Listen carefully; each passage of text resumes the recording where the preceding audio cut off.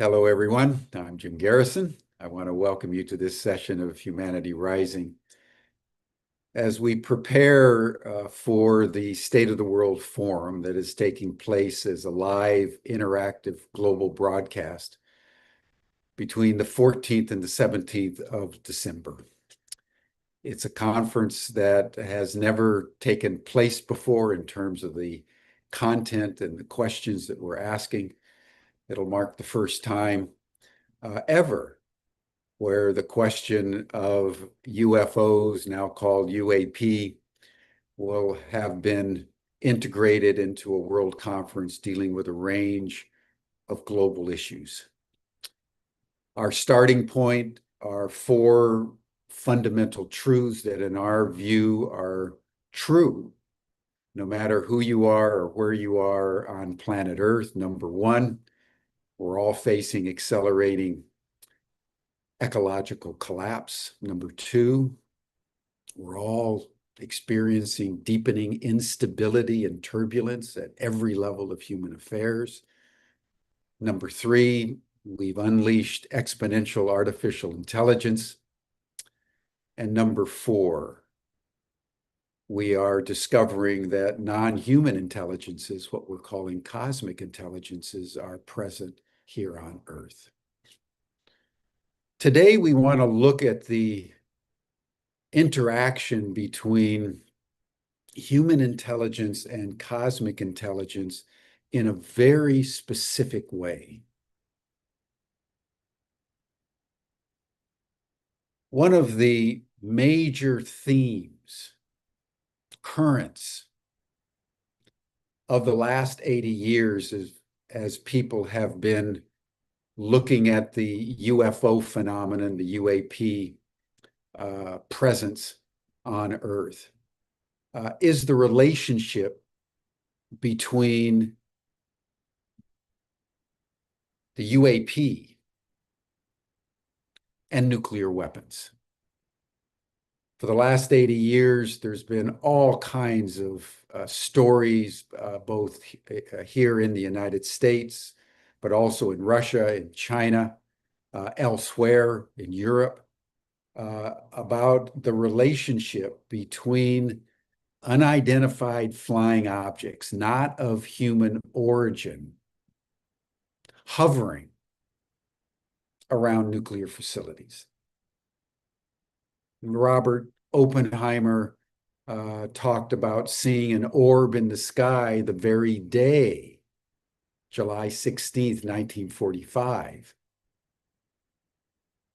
when the US government ignited the first atomic device in the Trinity test near Alamogordo, New Mexico.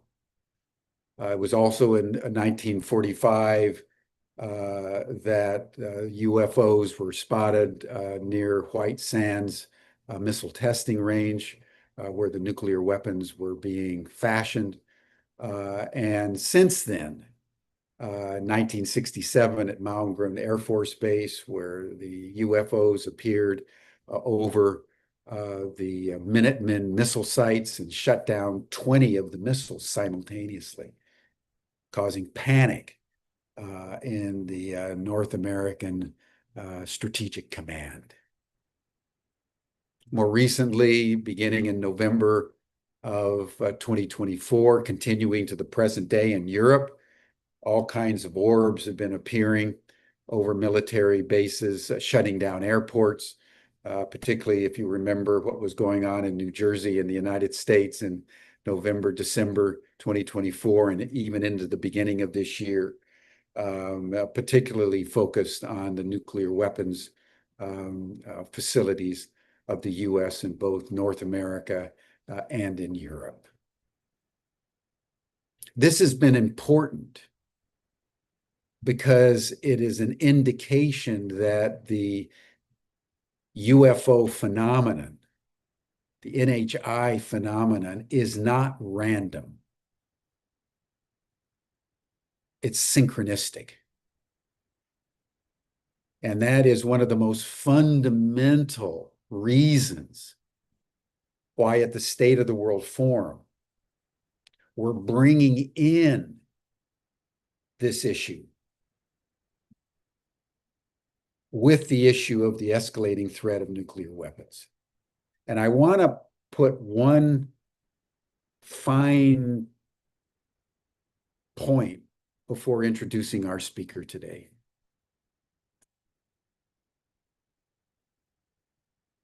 Last week, President Trump announced on social media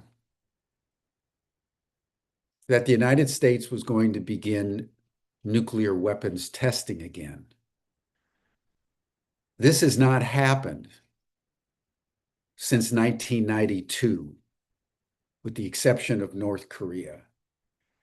And it was forbidden by the first nuclear treaty, the Nuclear Test Ban Treaty, which outlawed above ground tests.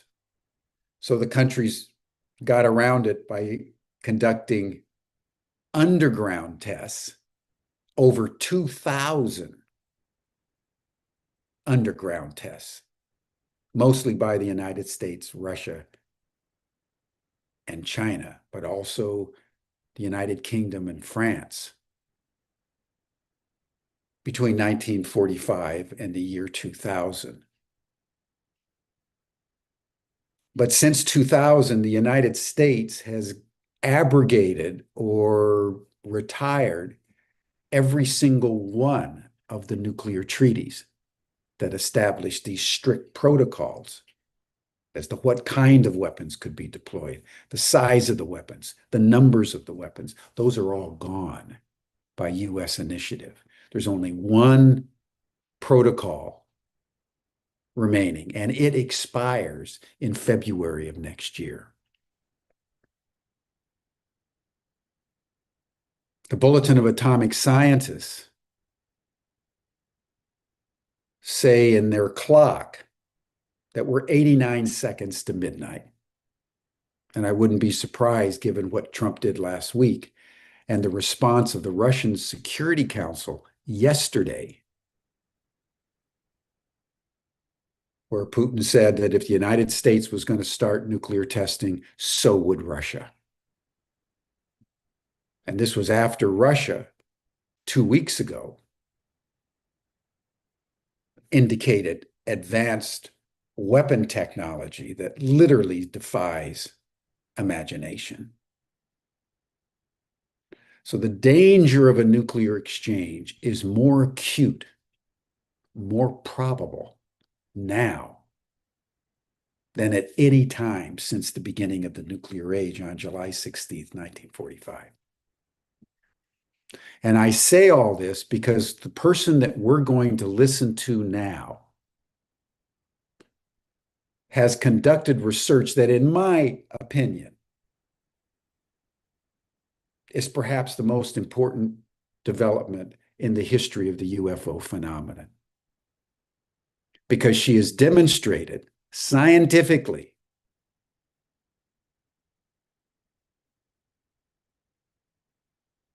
that there's a direct, empirically based relationship between the number of UFOs in the late 1940s into the 1950s and nuclear weapons testing.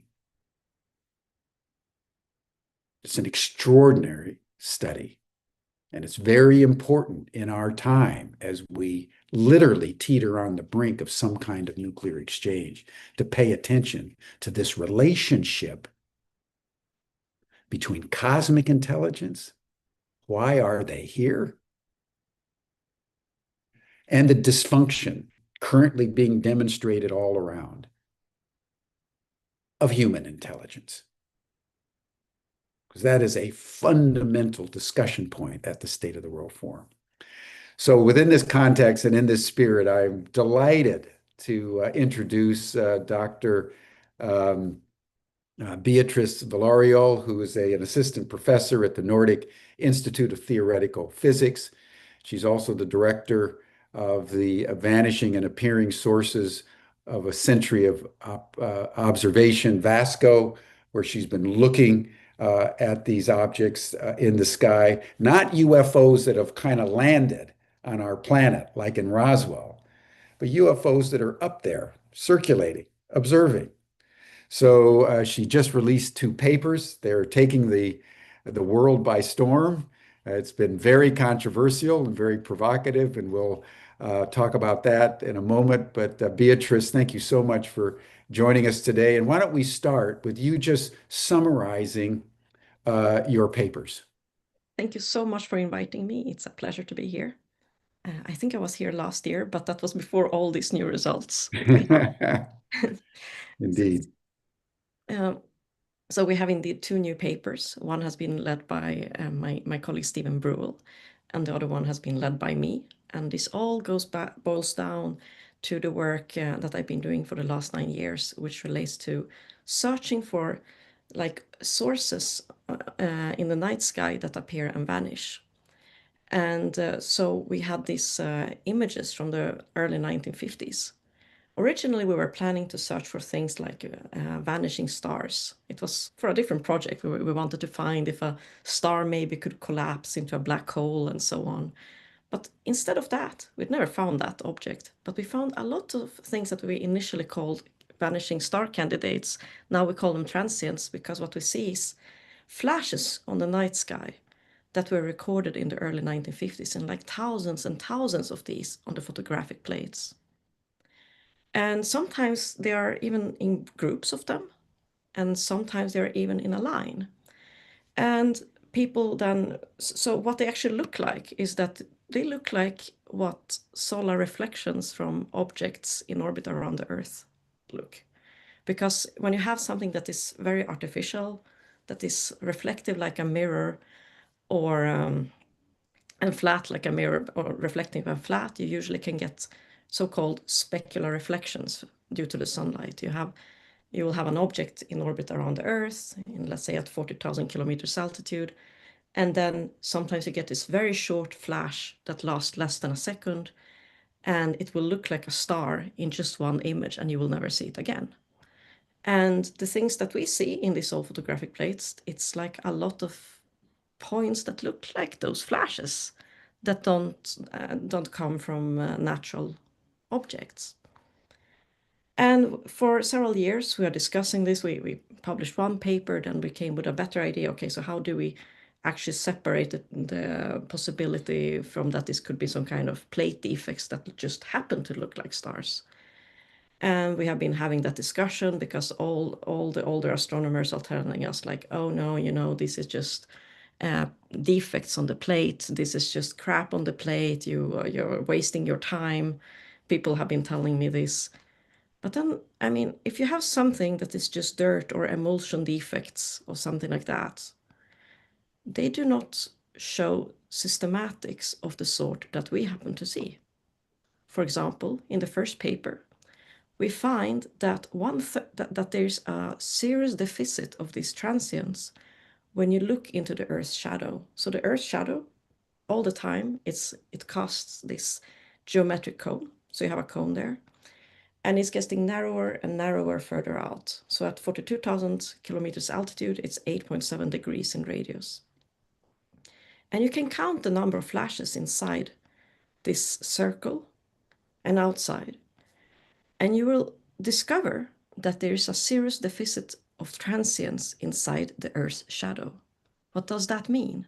It cannot be plate defects. It means that a substantial fraction of these flashes are real physical objects, but not only any objects. These flashes can only, the reason why we are seeing this deficit can only be because they are solar reflections of something artificial in orbit around the Earth. And that's where it gets really funny. And that's the first paper. And the second paper is the one that is led by Steve Bruel, where he has found this beautiful connection between the VASCO transients, these flashes, nuclear bomb tests, and UFO sightings. And he finds that all these three parameters are correlating with each other, all three of them. And then it gets really interesting. Yes, it's not very strong correlations, but they're statistically significant, meaning they are real. And again, this doesn't fit with the idea of that we're watching some kind of emulsion defects on the plate, because those are local random events, and they are not going to correlate with atomic bomb tests nor with UFO sightings of people, and nor will they vanish in the Earth's shadow. And taking this together, all these observational signatures we have of, that describe this sample of transients, it looks like we are seeing flashes from artificial objects before the first human satellite. And I don't talk about one object. We are seeing around 35,000 transients can be attributed to this sort of artificial objects just in the northern hemisphere. So we could count on 70,000 transients during the survey time from just around the Earth. And that by itself means that we are dealing with something like tens of thousands to a few 100,000 of objects around the Earth at every moment in the early 1950s. So it's not few objects either. So that's the implications of the paper. So yes, I gotten a lot of very upset people when they read the papers. So. Well, thank you. So let's drill down a bit. So what the paper basically is asserting, and there's been tens of thousands of these bright little spots. And 70,000 should be around the Earth if you count on both hemispheres. Yeah, and that there's a correlation that Stephen Brule has tracked between the nuclear weapons test, because we know exactly when the nuclear weapons were tested and where. It was between 1949, if I recall correctly, and 1956. Yes. Yeah, exactly. And then at that time there were no humans made satellites in space because Sputnik didn't go up till 57, right? Exactly. And we see these transient flashes already then. And these flashes are focused. And given that we have this Palomar telescope is a 1.4 meter telescope, if you would have something inside the atmosphere that would be flashing or so, they would be blurry, the images. But the transients we are watching, they are star-like, which means that they are in focus and must be at several hundred kilometers altitude in order to be in focus on the image. So they are outside the atmosphere. And was the study specific enough to track the sightings over, say, North America or Russia or China? Not It's yet. more general. But it was higher, if I remember your paper, higher in the northern hemisphere, which would be predictable because that's when where most of the testing took place, than the southern hemisphere. Oh, we never studied the southern hemisphere. We only had access to the northern hemisphere. Oh, is that the case? Oh, I see. I see. So that's, but we would like to do the same kind of study with other observatories material and see Right. maybe there is some geographic variation also. It would be And where super did you get interesting. your data from? It's from the west coast in California, at the Mount Palomar. And I Oh, think George Palomar. Adamski got some of Yeah, his he did some of his observations there those same years as we are having the transient data. fantastic. Well, at this juncture, Beatrice, I think it's worth just to give people a sense of how important these little plates are to tell the story of Menzel at Harvard, who was militantly opposed to any discussions about UFOs and what he did to the plates at the Harvard Observatory. I think that will give people a sense of the importance of what you and your colleagues are bringing forth with the Palomar plates. But there was a systemic attempt to eliminate the plates because of what they were showing about the possibility of UFOs. Tell us that story. So this discovery about the correlation between the transients, or these flashes we see on the plates, and the UFO sightings, it came because we noticed that our best candidates just happened on the 19th of July 1952, one of our best candidates, a triple transient, where you see 3 sources appear and vanish in one image.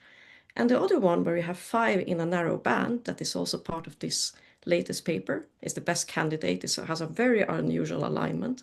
That happened on the 27th of July 1952. And I learned after we already have found these examples, that these 2 days, there were 2 consecutive weekends during the so-called Washington 1952 flyover, when there were lots of UFOs over Washington, D.C. And funnily enough, the U.S. Air Force discredited, or I mean, they how is it called? I lost the word in English. When Well, they one discredited. discredited, Yeah. yes, the entire event, and they did so with the help of a professor in astronomy, actually, called Donald Menzel. And he helped them with discrediting these things and coming with excuses of why everyone were wrong, the people were incompetent, the radar operators were incompetent, it was just weather phenomena. He helped US Air Force with all this. And 2 months after, he suddenly becomes director of Harvard Observatory. And he destroys, as a first thing, 1/3 of the plate collection. And then he doesn't allow the astronomers to observe the sky for 14 years, between 53 to 67. It must just be by chance. And it also turned out by chance that he was working, had highest security clearances with the National Security Agency. Or is it called NSA? Is it National Security National Agency? Security Agency, Yeah. yes. And he's, by the way, his name is also in this famous Majestic 12 papers, the most famous UFO conspiracy theory Yeah, yeah, papers. yeah. It's all by chance, probably. Right, right. Just so we're all tracking what Beatrice is saying, the Majestic 12 is the name that has been attributed to that original group designated by President Truman in 1947 after he'd received uh, incontrovertible evidence and memos from his generals that what they were observing with these UFOs around the nuclear facilities there in New Mexico were not of human origin. So that's when the National Security Agency, the NSA, the National Security Act was passed, the CIA was created, the Pentagon was created, the Atomic Energy Commission was created, and a group of 12 men, the Majestic 12, that included Donald Menzel and others, mostly in the military and at Harvard and MIT engineering departments, I believe it was, and then also some of the corporations. And it was this initial group that began to create what has come to be known as the military industrial complex, shrouded by more secrecy than even was associated with nuclear weapons technology. So these were all unelected people. They dropped down into the bowels of the government. They've been operating ever since. And this is the legacy program, as it's been called, and they've been resisting full disclosure of the UFO phenomenon ever since. And what Menzel did at Harvard, destroying plates at a prestigious Western university, gives an idea of how ferociously they tried to repress this information. So Beatrice and her colleagues have come along decades later with other plates demonstrating what he was seeking to eliminate from the world. And it's like so fascinating, the whole thing now with the place, because I'm always wondering now there are some people contacting me and saying, okay, there are these and those plate collections, and I'm thinking, okay, if we're going, when we will choose a new plate collection to work with, we will probably not tell in advance to the world which one it will be, because otherwise there's a risk of interference, of course, that if you have a committee like Immaculate Constellation and they know in advance that you're going to use a certain plate collection, how do we know that we will actually study that plate collection? It's because my feeling is that there's a lot of, like, if you look at how it is also today with this Vera Rubin telescope, astronomical data is sent to the astronomers after they're being filtered. So these agencies, these intelligence agencies and the militaries, they go in and they take care of certain astronomical data sets before astronomers get it. And I think it kind of calls for the attention of that our data is not coming to us always cleaned. or it doesn't always come in a clean way to us. They sometimes are being a little bit manipulated by the IC, I Yeah, think. yes. Well, let's pause there, just make sure that I understand. So, as an astronomer, the astronomers that took the pictures at Mount Palomar, weren't they operating exclusively on their own as opposed to photographs that NASA takes that they kind of whitewash or they white out any UFOs before turning them over to the public? Explain more about how this all happens. Well, I don't know how it was during the times of the Palomar, but I assume that they were just taking images and that nobody interfered. However, the plates are not very easily to access, the original plates. They are kind of they are in a vault, they are super protected, but they have digitized them. I think at Harvard, we So know that, what you were looking at were the digitized versions. yes, the digitized versions. And when we were like writing to them, then we got back like comments like, oh, come back next year a few times. And it was pandemic times as well. Plus, they were telling us that they were not keen on having external researchers coming there to handle the plates. They are like treating them like museum material. So I suspect these plates are under very strict control generally, but maybe not everywhere. I think that, for example, the Sonneberg Observatory were more open with their plates. So it maybe depends on where in the world you are. And where's the Sonderberg Observatory? In Germany. So, Yeah. and I think they have started digitizing some of their plates. So, And presumably they would have, well, were they in existence back in the 1940s, 1950s? yes. So there are plate collections we can look at. Yeah, it'd be interesting to compare the Palomar and the German plates to see what aligns and what doesn't align and why. Exactly. And and you know what would be my dream?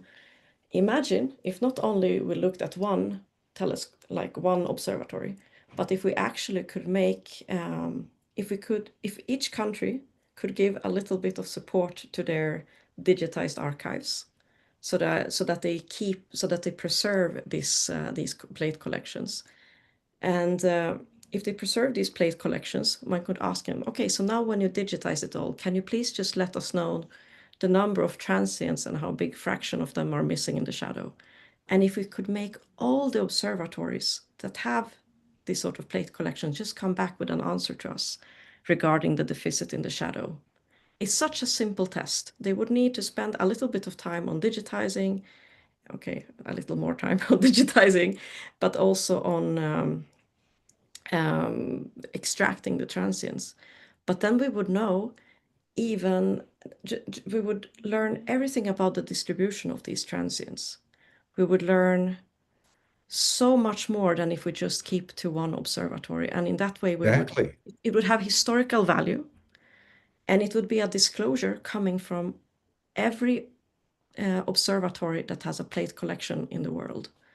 I think that would be the best way for, I mean, for studying the phenomenon and actually learning everything we can about these mystery objects. And it would be a community effort, both for when it comes to the preservation of the plates, but also to state we are not alone. Observatory by observatory would have to somehow engage in the question. I think that would be the Exactly. most beautiful thing ever. Exactly. And yet that's not happening and it being actively resisted. I think people, they just want to dismiss it. They just say, I'm getting these comments from astronomers saying, no, look at this paper. This is just plate effects. One older astronomer commented there like, oh, I've been digitizing these plates since I started, and we always knew that there were all these plate defects that looked like stars. I told Beatriz, she didn't listen to me. And then I asked back, well, can you explain why these plate defects are correlating with nuclear bomb tests, UFO sightings, and vanish in the Earth's shadow? And I never get a reply. So, Mhm. because I, I think people, they internalized so long time that these are things to ignore on the plates, that they didn't see that the UFOs were there in plain sight. And Mm. and I think Well, you know, this raises a very important uh, area of discussion, Beatrice, that I'd like to explore with you as a scientist. You're an astronomer. I mean, you are, you know, a card-carrying astronomer in the scientific method from Sweden, highly educated, doing incredible research, and you're encountering one scientist after another that doesn't want to know. You know, and this reminds me of Thomas Kuhn's Structure of Scientific Revolution, written back in the 1960s, where he says that, you know, we have this notion of science being open-minded, open-ended. You establish a hypothesis, you go test it, then you see if it can be replicated, and everybody's into trying to find the truth. He says that's not how science works. It works by paradigm. Whatever you think, whatever your worldview is, determines the way you conduct science. And if there's data outside your paradigm, you just say it's not true. These are just defects. Exactly. In your case, how have you been tell us how you've experienced that and how you're dealing with that. So I try to ask them, so if these are defects, let's just think about it. Defects that somehow know, I mean, the Earth's shadow, of course, moves. It's not in a fixed region on the plate because, I mean, you have the rotation of the Earth. And so the funny part, I asked them, so if these are plate defects, do you mean that they are intelligent? Because they need to all the time know where is the Earth's shadow, where it's going to be during the observation. They're not responding to that either. And I think, okay, so if it's not any kind of objects and these are actually intelligent plate defects, does it mean that our whole idea of randomness also can be questioned? So maybe it's then, so the only alternative way to explain why they would be avoiding the Earth's shadow is that randomness is not random, and that global things like nuclear bomb tests would influence randomness on the other side of the world. Maybe that's the way. I try to poke a little bit on the skeptics by that argumentation, and I don't think they like it because it's much easier for them to just dismiss it, but they will not come up with an explanation. So Mhm. sometimes they can also say, like a friend of mine who is a more skeptic, he said, it has to be some kind of systematic effect, some bias in the data that causes this it to avoid the Earth shadow. And I say, okay, so why don't you suggest a plausible mechanism? Because you need to come up with a mechanism if you claim that there is a systematic effect. So what's the mechanism? Again, no answer. So it's very funny because everyone want to bring up its plate defects, but nobody can tell me how it happened and why they would be avoiding the Earth shadow. Or So more fundamentally, as you're pointing out, why they would statistically correlate, even if they were exactly, defects. How they're statistically correlating with nuclear weapons testing. exactly. Yeah, even if they are defects, then what? Then how do you think that thought? So one asks them over and over, and there are never any answers. There is just like some kind of denial. What I'm seeing right now is denial from Yeah, people. But they feel a denial. Not many, but the people like scientist friends, they just that they get scared, I think, because it's easier to deny the results than start imagining that, there are maybe 100,000 objects around the Earth. No, I prefer to think she's wrong. right. So I can't fight that because that's already it's the worldview, like you say. They have a certain Right. worldview and they are not ready to challenge it yet. Yeah. And it's worth pointing out that virtually every pioneer from Copernicus onwards has suffered the same fate that you have. You know, Copernicus was so afraid of the Vatican that he didn't publish, in fact. His his papers were posthumously published. Mm. And Galileo, everyone knows, you know, ran into difficulties. And Bruno was actually burnt at the stake. So, I mean, you're in a very distinguished tradition, Yeah, uh, I hope they Dr. don't burn me on the Villarroel. stake, but who knows? So let's drill down a little bit into your actual data. As I understand it, you're saying there was you counted 100,000, over 100,000 of these UFO-like objects. Over just the northern hemisphere, we haven't looked at the southern. And that was over from 1949, 1956, an 8-year period. Yes. So that works out to about 12,000 a year, right? Yes, but then one can also calculate by, I mean, the telescope, how much it's observing and all the stuff. And then in the end, in order to get that number of transients, you need between having all the time on the sky, some between tens of thousands to some hundred thousands of objects in order to observe that many transients. Because, of course, the telescope is only watching a small fraction of the sky all the time. That's a lot of UFOs, Beatrice. It's a lot. And I can say, like, How when do you understand that? my first reaction was stomach ache and hope, and I was almost hoping to be wrong because it was such a big number.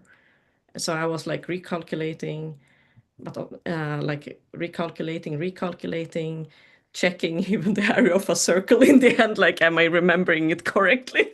Because at the end you start wondering if you're doing some obvious blatant error, that you're Yeah. getting this over and over the visit. And it went on for several weeks, redoing, getting nervous, like saying, oh my God, what if I did another error? And you go back, you redo your analysis, and again you get to the visit. And all the time throughout the whole review process until it's published, and like I went back and I redid the calculations again just to check that it was robust with different codes. And not only me, I asked my friend and colleague in Algeria to do these calculations himself, to always check that there's agreement between different codes. And so it was a huge shock, I would say, because Yeah, also for you. Yeah. yes, because suddenly I understood, because there was all the hints there before, everything pointing me towards that these are UFOs, like the coincidences with the Washington flap, the Menzel, the correlations with the nuclear bomb testing and with the UFOs.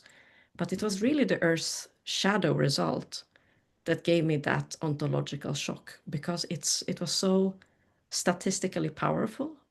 It was such a big fraction of them, so many of them. And when it really sinks in, one says like, oh my God, it's so many. Oh my God, how am I gonna inform people about it? It's my obligation to inform.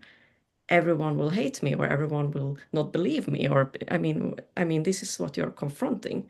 You Mm. realize that you have an obligation as a scientist to share, but you also have a human fear to do it for the consequences. And then, of course, you have, in the end, I chose to share, of course, this material, but it's scary, terribly scary, at the same time as you realize that there's something much larger at play, something much larger than me, or even the reaction of my colleagues, because we are not alone. We are not alone here.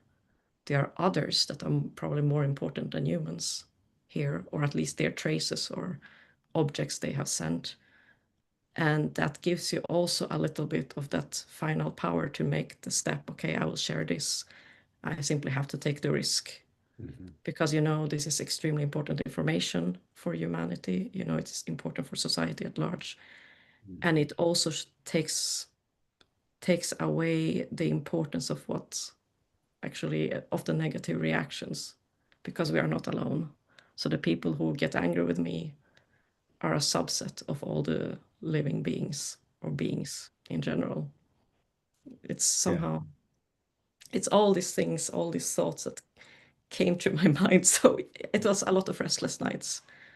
I can imagine. I can imagine, particularly given the kind of the breakthrough historical nature of the data that you're bringing out. You weren't identifying like one little UFO like Roswell. You're saying there was over 100,000 over an 8-year period, statistically connected with the nuclear weapons test. And in the interview I listened to with your colleague, said that it also tracks with what MUFON, the Mutual UFO Network, and research like with Richard Dolan, the UFO historian, was reporting sort of on the ground in terms of the frequency of UFO sightings. So your Astronomica data aligns with the statistical data of how many sightings, which year, which month, which day. It Yeah, all correlates. It's just like this is the reality, ladies and gentlemen. exactly. So it's the reality. It's the reality that nobody, or I think nobody's really ready for it. We, or it comes at different stages, and we now need to start preparing for this new, I mean, this new worldview that is going to be emerging as more scientists will be working on it. Um, we now know that the transients and the nuclear bomb testing and the UFOs, they all somehow go together. Right. And I Now, do is have, go ahead. now I'm also wondering which role artificial intelligence will play in this. Are they also going to be UFO attractors? I don't know. I'm wondering a little bit. Like, Yeah, well, that'll be something we discuss at the forum is the relationship between AI and NHI, artificial intelligence and non-human intelligence, because there's a growing, again, anecdotal data set that the AI are telling people that they either came from NHI or they have some kind of origin story that is non-terrestrial. And the speculation is that maybe AI has been brought to humanity at this moment by the non-human intelligences as a way to both wake us up to possibilities, but also as a way to begin to modify human behavior, because it's this interactivity between what you're talking about and what's going on the earth that is really now the area of important reflection, because if the ETs are showing up right at the moment when we're igniting nuclear weapons, the question is, why are they here? And what is their message to humanity? Because it's not statistically random anymore. and I can also imagine like NHI might not even care so much about humanity when it comes to the nuclear bombs. They might care more about the planet because the nukes, of course, are destroying the whole planet and it's making it uninhabitable. And it's not fun for, I mean, if they have aspirations to be here among us, or even if they are living in the water somewhere or so, we are basically destroying the whole planet with it. So, of course, they're going to interfere. Yes. Yes. I imagine that. And that then gives rise to this whole, well, what is the connection between our planet and distant star systems hundreds of light years away, which by current scientists, there's no connection between the two. There's just empty space. But we know it's not empty space. There's information exchange going on at every level of the entire couple trillion galaxies out there. Everything knows what everything else is doing, and all new information is uploaded to the whole system all the time. So a nuclear device ignited on planet Earth on July 16th, 1945, would be instantly recognized and known a very, very long way away. That would be a correct surmise, right? I believe so. Of course, we are limited by the speed of light. However, we don't know what physics they have discovered because Yeah, this is also one thing. Like many of my colleagues, as physicists, they want to say that the physics we know, or the all the principles we know of today and the laws, they are going to be the same in 500 years. No, we are continuously discovering limitations of the exactly. theories. We're continuously learning new things. And what a civilization that is 100,000 years more advanced than us has discovered is going to be something fundamentally different. So anything is possible. Yeah. That's my worldview, at least. And just think about humanity 1,000 years from now or 500,000 years from now. I mean, can you imagine the world that we would inhabit at that point? I mean, our physics right now, and compared to the UAP, is like a Stone Age, man to astronauts from the 20th century. I mean, we think we're sophisticated, as did the Stone Age Neanderthals. They probably thought they were pretty sophisticated. Exactly. But if you go back in time and try to explain an iPhone, you'd have a real challenge. They needed time to advance. But if I turn on the little fish app and show it to my cat, she can make sense of the fish app while she's trying to catch the fish. There are ways of communicating, but imagine what a huge progress we could make if we actually Totally. acknowledge their presence. Yeah, Like when we understand that they are here, and there is I mean, and people like understand it on different levels, and not only intellectually, but even spiritually and like exactly. on all levels. Yeah, I think it's going to probably take humans. It's going to make a huge leap in human knowledge. We need to make. I mean, we need to be able to acknowledge the situation as it is today in order to do exactly. this jump to the next level. Yeah, we're calling it the multi-intelligence revolution at the forum. And the forum's dedicated to doing exactly what you just said, acknowledging the reality and then thinking, how do we communicate with these people? How do we start to collaborate with these people? Because they're obviously here for a reason. And my view is it's out of concern. They don't want us to blow ourselves up and damage through radioactivity, remembering that plutonium, the half-life of plutonium is over 28,000 years. They don't want the whole planet, this beautiful planet, decimated in that particular way. So let me shift to another domain of equally intense speculation about intentionality, and that is Three Eye Atlas. Yes. Because Avi Loeb, everyone, the professor at Harvard, the director of the Galileo Project, is going to also be at the State of the World Forum, and he and Beatrice are going to be featured speakers at our one of our plenaries on these matters. And as you all know, because we've talked about it several times before, but Beatrice would love to hear your take on Three Eye Atlas. What do you think is going on? So I have to be honest. I have been so interested in these results because they say came the same time as 3i Atlas discussion started. That's yeah. I've been so focused on them that I Yeah, haven't yeah. really formed an opinion. I think it's interesting and it has a lot of anomalies that are just fascinating. It's something very unique as an object. Is it artificial? Could be, might be, but I don't know. And I hope that NASA will soon release all this footage so that we can learn something more because I heard they had troubles with getting the footage, if I understand it correctly. And Paulina Luna and Avi Loeb were trying to get hold of it. So we will see. So I will wait with, yeah, I will wait until we know a little bit more, I think. But Yeah. it wouldn't surprise me. It would be just yet one more artificial object. Well, the synchronicity, this is what it intrigues me, the synchronicity between your paper coming out and Three Eye Atlas appearing in the sky. I mean, that's not coincidental in my mind, given the urgency of our situation on planet Earth, both in terms of how dangerous it is, but also how potentiated it is.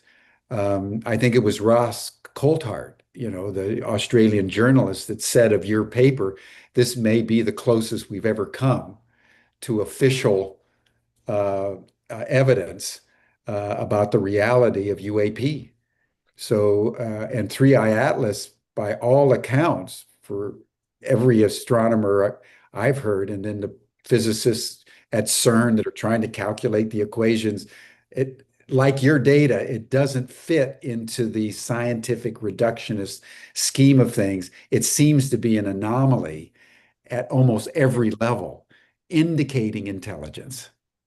And that's why it's so exciting. Yeah, And it was a wonderful timing, like between these events. Another timing thing that I found very kind of funny was that, or another coincidence was that our papers were released on the 20th of October, which of course tells you the date. Yeah, that's Global Disclosure Day too. So I had a bit of fun when it happened and was, well, what can I say? Did you do that intentionally or it just happened? No, it was the date that was chosen. It was the earliest they could publish it. And we said, okay, go for the earliest date when they could come out. And then, okay, 20th of October. Sounds familiar. What's happening on the 20th of October? And this is powerful, guys. I didn't know this till right now, but the Global Disclosure Day, the October 20th, was the date in the original UAP, Unidentified Anomalous Phenomena Records Collection Act that was passed in December of 2023, mandated that by October 20th of 2024, all government agencies and contracting corporations needed to turn over to the National Archives of the Library of Congress of the United States of America all the information they've gathered about UFOs since January 1, 1945. They didn't do it, but they started the process. It continues to be underway. And I had the privilege, and then Beatrice was part of that broadcast back in 24 October 20th, 2024. And then we had another one to mark 2025. And the fact that your paper came out the same day, that blows my mind. It was all a coincidence, and I found it just too funny. So there's three of them, 3I Atlas, your two papers, and October 20th. That's to be taken seriously in my world. So as we close, Beatrice, just wanted to check in on you personally and how you as a pioneer, in the tradition of Galileo and Copernicus, knowing that the current paradigm doesn't accept what you're saying and is trying to discredit it. How are you doing? How are you navigating your way through this? Are you receiving the kind of support from colleagues and friends that you need to keep your spirits up? How are you? I am very lucky to have wonderful friends here in the UFO community, from people at the Sol Foundation, and also like my colleague Dennis Åsberg, who are supporting me a lot. So I have wonderful friends and great support. And I really need it, I can say, because it's rough a little bit. I must say the process is rough. I mean, the debunkers are, of course, they're trying to debunk. And how do they do that? They try to misunderstand what you write. They ignore references. They will try to well, I mean, it's not a fair play if we say it like that, because there is a wish to discredit from certain people. Yeah. So it's rough. It's nothing one desires to have, but it's also unavoidable, because it's a too big worldview change, I think, for many people. And I already went through my ontological shock. So I'm very grateful for the people who are supporting me right now. Mm. And it's a beautiful thing to have them in my life. Mm.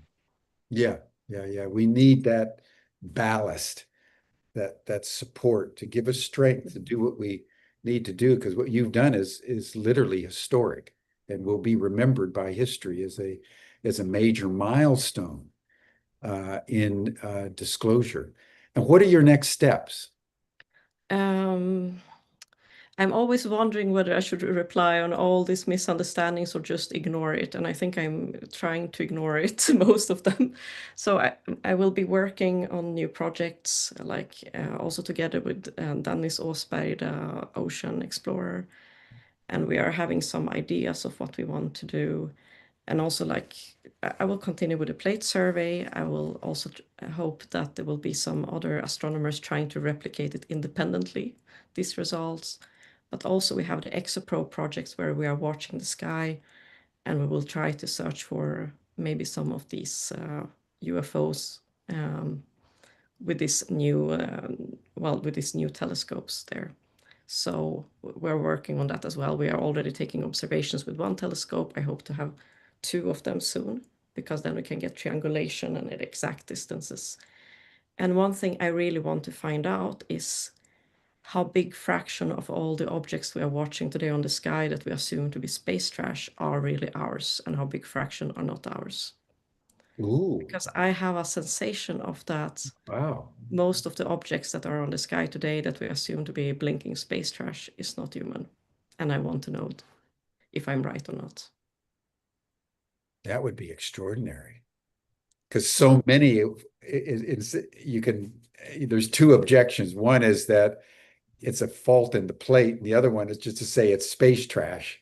Yeah, So if you can eliminate both of the skeptics' objections, that strengthens your evidence.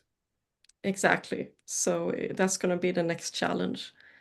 And of course, just trying to share the discovery with people, because I think it's important for them to know. And media are super scared of it. I notice, like mainstream media, they are very scared. So if they report, they will undermine one part of the findings, or they will try to play it down, or yeah.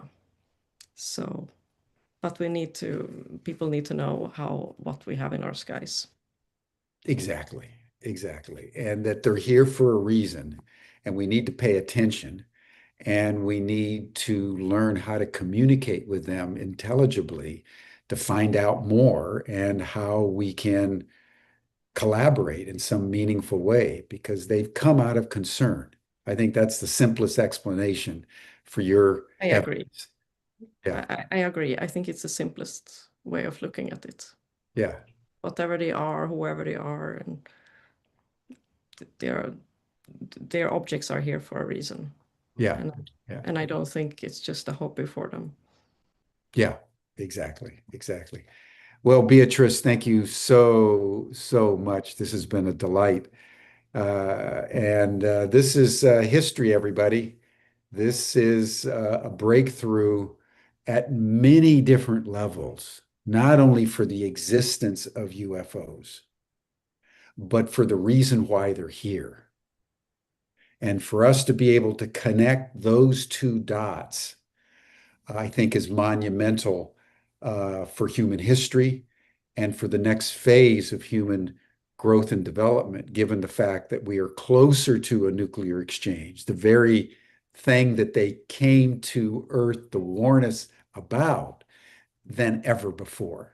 So, learning the language of consciousness right now, learning how to understand these beings and learning how to communicate with them is really what's up for humanity. So, Beatrice, bless your heart. All strength to you and your colleagues. You've done an extraordinary historical service for all of humankind, and Thanks. we salute you.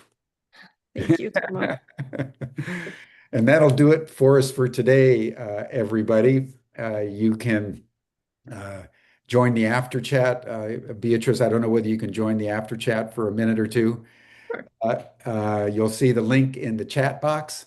You receive the link in your Zoom reminders for today. And then next week, we're going to have Dahlia Burgoyne, who's a psychic who engages in mind sight with blindfolds on. She can see an extraordinary amount, including the driver's license you've got in your wallet in the other room. And that's about consciousness and how we open our human facilities that we all have to the kind of clairvoyance that's required to communicate with the UFOs, with the extraterrestrial beings who are now amongst us. So thank you, everyone. Thank you, Beatrice. See you next week. See you in the after chat.